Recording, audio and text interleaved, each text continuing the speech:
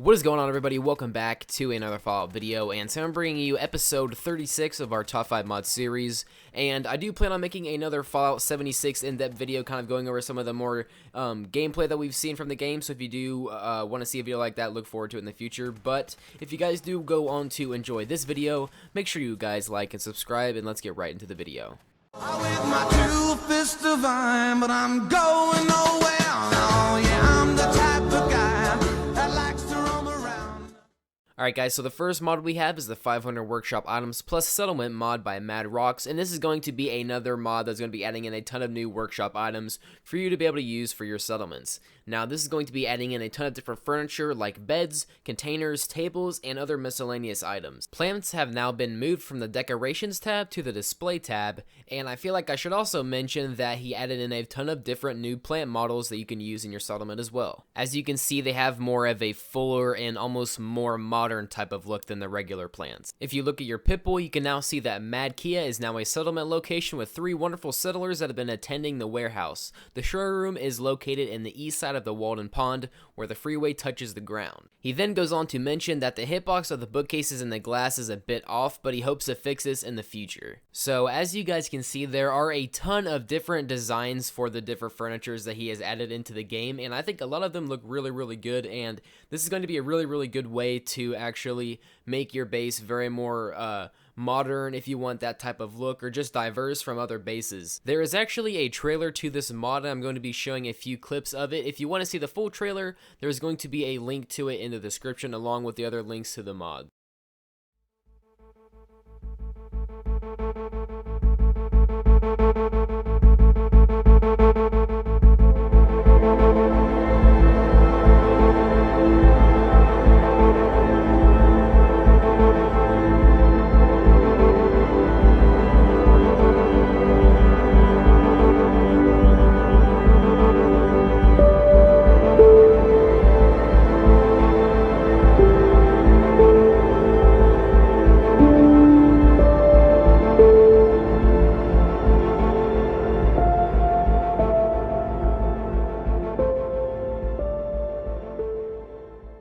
So as you guys can see, he did do a lot of work on this mod, and this mod is not going to be requiring any DLC or anything like that, so you are good to go there, as well as it's pretty much compatible with every other mod there is, unless you have some other workshop building mods, just things that mainly conflict with it.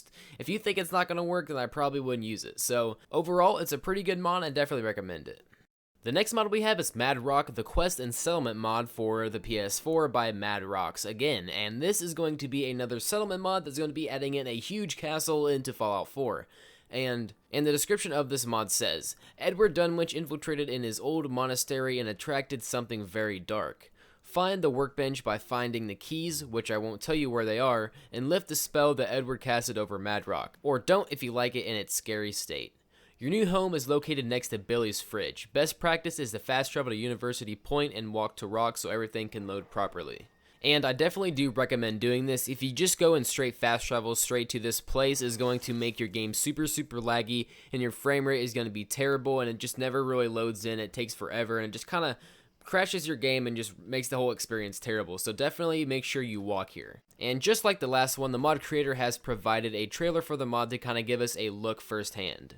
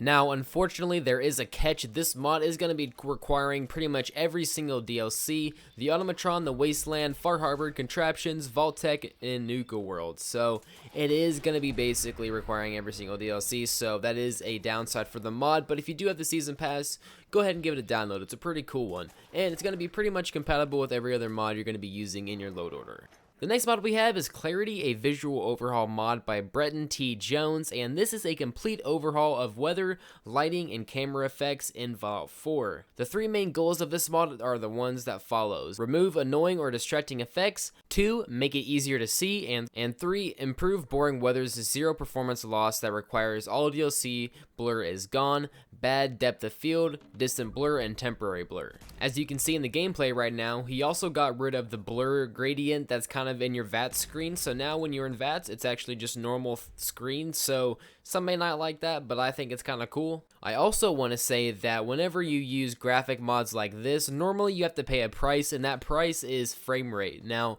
with this mod, I did not notice any performance loss at all, and it also says on the description of this mod that you really shouldn't see a drop in frame rate or any performance loss whatsoever. That is pretty impressive because it does kind of tweak God rays and other lightings, which is a big cause of frame rate lag in Fallout 4 for the PS4. This mod is also going to be requiring the Automatron, Far Harbor, Contraptions, Vault-Tec, and Nuka World DLCs, so that is another downside for this mod. But like I was saying, if you do have the Season Pass and you have all the DLCs, why not give it a download? It's pretty cool. It's a nice way to kind of spice up your game if you're kind of trying to get a different type of gameplay feel for the game, and it's just a good gameplay enhancing mod that's not going to be affecting your performance all that much at all.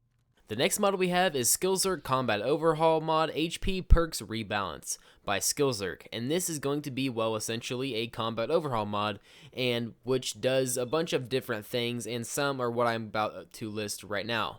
Companions were given a sizable health boost, plus 1 to 3 health per few seconds, natural healing level, but capped at 100 to prevent boring encounters, and no longer invincible either. Vertibirds are now solid and take many shots to destroy. The pilot is basic 100 to 200 HP, and a pilot kill will also kill the vertibird as well. This doesn't remove any perks except the Leadbelly perk, and all perk changes have been detailed in their descriptions in-game. Some perks such as damage resists, health boosts, and such have been given additional perk levels and Some perks such as damage resists, health boost, and such have been given an additional perk level in addition to the base game levels. This doesn't remove any perks except the Leadbelly perk, and all perk changes have been detailed in their descriptions in-game. Some perks such as damage resists, health boost, and such have been given an additional perk level in addition to the base game levels. There's also just a tremendous amount of other little tweaks he made in the game, such as Fusion Core perks increase health and duration of use, reduce all damage resistant perks by 90%, reduce all damage perks by 90%, and just a whole bunch of just random things in the game. There's just too many to list, but in-game perk text will tell you everything. Anything that doesn't affect perks or NPC stats works completely fine with this mod, and it's going to be completely DLC free, so you're not going to need any DLC to actually use this mod. Now, there are a few known bugs for this mod that he is working for a fix for. Now, the Mysterious Stranger or Lone Wanderer and Resistance perks animations can sometimes freeze. That's the only known bug in this mod, but throughout the duration of me using this, I've never had any other issues with this mod whatsoever. Alright guys, so the final mod we have is the Exotic Enemies mod for the PS4, and it's going to be by Salvadork17, and this mod is going to be aiming to create a new kind of NPC enemy into Fallout 4 that can be found all throughout the Commonwealth, and they're going to be still hostile and will attack you, but they're not really affiliated with any organization per se. New kinds of enemies can appear throughout the Commonwealth, and you can be ambushed by Federals, baseball champions, longshoremen, tribals, and others. Enemies attack you often, and world encounters are planned to be changed to allow more hardcore experiences. Now, the enemy list consists of the baseball champion, which is the baseball mobs from the old Boston that want revenge from losing the major leagues. The Federals, this is a private agent that has survived the nuclear war in the federal bunkers. The longshoremen, these people lived in their boats and now arrived on land to scavenge. The Army Renegade, and this is an exiled people of the U.S. Army that does not follow the rules. The Synth Raider is an Institute-hired mob to control the Commonwealth people. The Native, which is a tribal people from Old Boston Woods. Pirates and smugglers, they surround the Far Harbor coasts, and this mod uses a unique leveling list that can occasionally spawn as random encounters. So as you level up in Fallout 4, these new exotic enemies are going to be leveling up with you as well, so they're not going to be too strong or too weak when you get in the higher level. But this mod does not require any DLC or anything like that, and it's going to be pretty much compatible with every other mod you're going to be using in this game. Now, there may be mods that affect it. I don't really know which ones, probably ones that affect enemies in Fallout 4 maybe, but that is pretty much all the mods I have for you today, guys. If you guys did enjoy this episode, make sure you guys like, subscribe, and I will see you guys in the next one. Bye.